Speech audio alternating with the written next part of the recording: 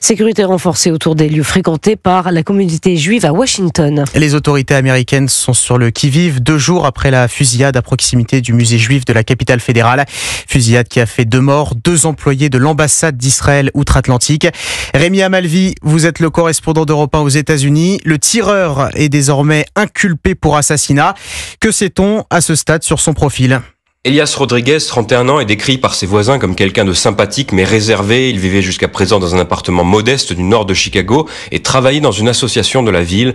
Et selon la presse américaine, il était depuis plusieurs années un membre actif de l'extrême gauche locale. Il participait régulièrement à des manifestations anticapitalistes et contre les violences policières. Et en 2017, il s'est engagé auprès d'un parti politique local, le Parti pour le socialisme et la libération.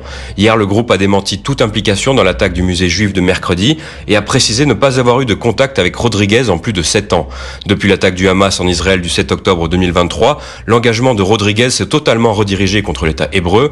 Sur son profil sur le réseau social X, il postait régulièrement du contenu pro-palestinien et anti-israélien.